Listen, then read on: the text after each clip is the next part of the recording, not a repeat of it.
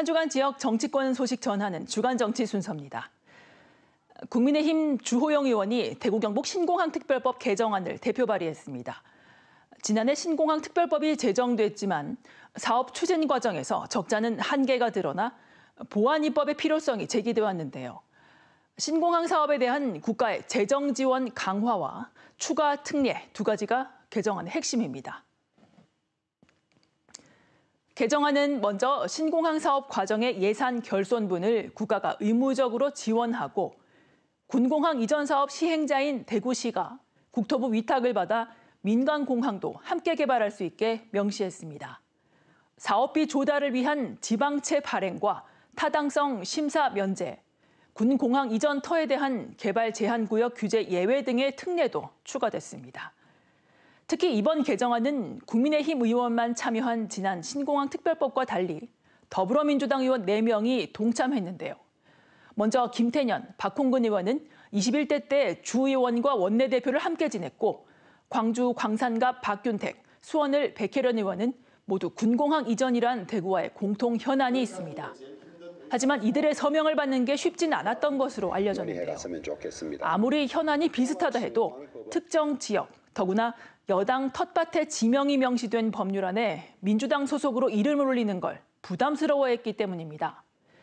결국 설득 끝에 당초 예정보다 4, 5일 늦게 발의됐지만 민주당 의원이 참여한 만큼 향후 법안 심사 과정은 더 수월할 거라고 주 의원 측은 전망했습니다.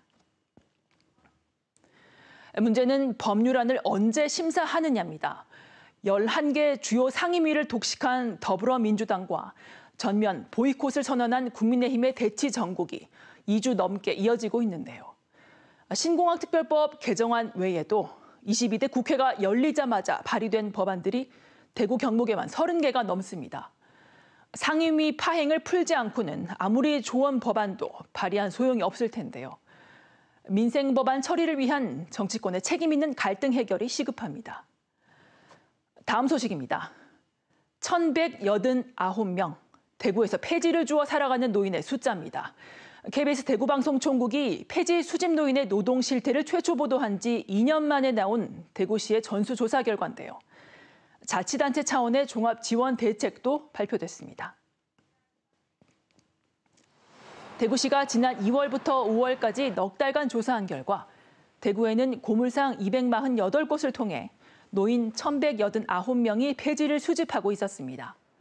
우선 대구시는 이들 가운데 건강 상태 등을 고려해 폐지 수집을 대체할 저강도의 공공 일자리를 연계합니다. 폐지 수집을 계속하기 원하는 노인 200여 명에 대해서는 시니어 클럽과 연계한 고물상을 통해 평균 수입의 2배가량을 판매 대금으로 주기로 했습니다. 맞춤형 돌봄 서비스와 건강 관리, 폭염, 혹한기 대비 용품 지급 등의 대책도 마련됐습니다. 지역 야권은 일제히 환영했습니다.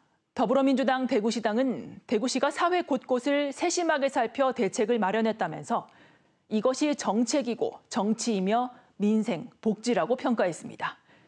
정의당 대구시당도 논평을 내고 뒤늦은 감이 있지만 폭염 사각지대의 취약계층에 대한 지원 대책을 환영한다고 밝혔습니다. 다만 폭염 경보 발생 시 폐지 수집을 중단시키고 보상금을 지원해 온열 질환 발생을 막아야 한다고 덧붙였습니다.